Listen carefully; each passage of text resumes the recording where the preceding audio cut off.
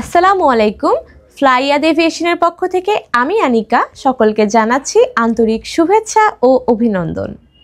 আশা করি আপনারা সকলেই বেশ ভালো আছেন।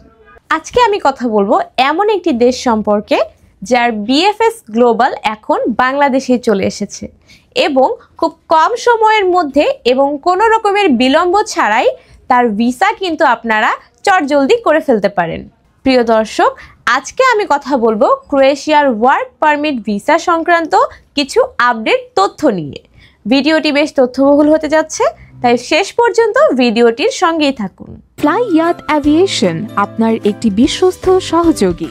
প্রিয় দর্শক, আপনারা ইতিমধ্যেই দেখছেন বাংলাদেশ থেকে প্রচুর পরিমাণে কর্মী ক্রোয়েশিয়াতে ওয়ার্ক পারমিট ভিসায় গমন করেছেন।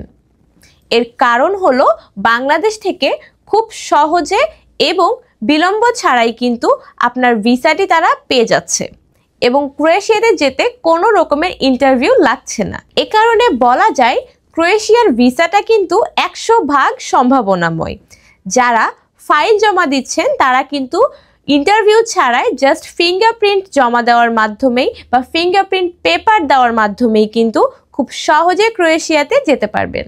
প্রিয় দর্শক, ক্রোয়েশিয়াতে আমাদের কাছে প্রচুর পরিমাণে কাজের ডিমান্ড রয়েছে।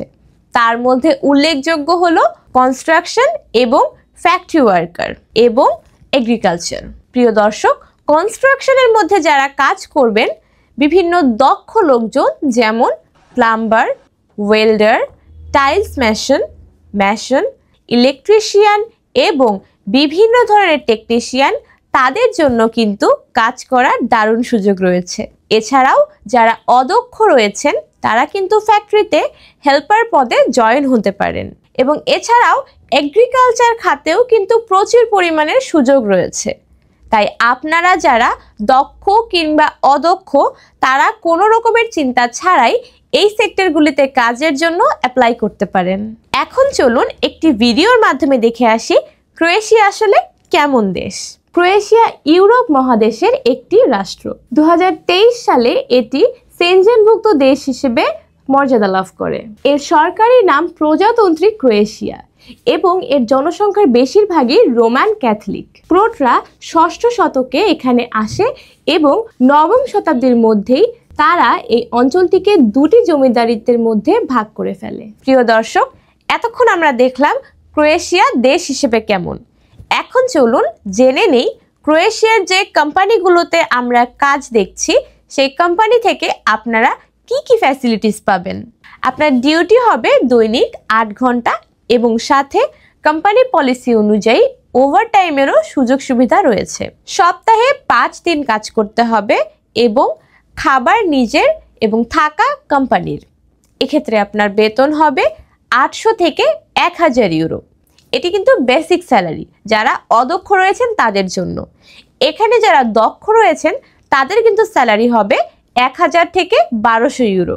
প্রিয় দর্শক, ক্রোয়েশিয়াতে আমরা প্রসেসিং করতে সময় নিচ্ছি মাত্র 5 থেকে 6 মাস।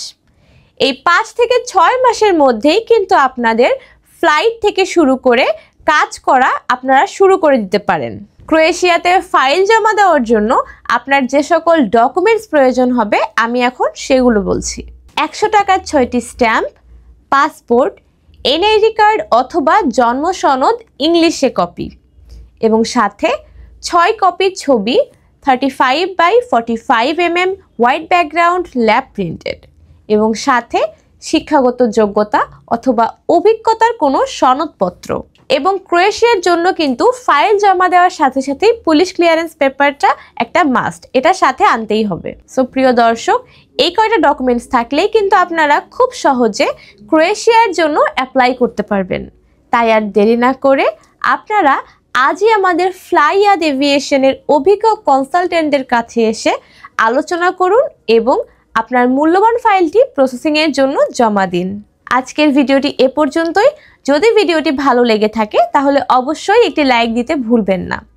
যারা চ্যানেলটি সাবস্ক্রাইব করেছেন তাদেরকে অসংখ্য ধন্যবাদ এবং যারা চ্যানেলে নতুন তারা ইউরোপ এবং মিডল ইস্টের সকল ধরনের আপডেট পেতে আমাদের চ্যানেলটি সাবস্ক্রাইব করে রাখুন। সকলে ভালো থাকবেন, সুস্থ থাকবেন, নিরাপদে থাকবেন। আল্লাহ হাফিজ।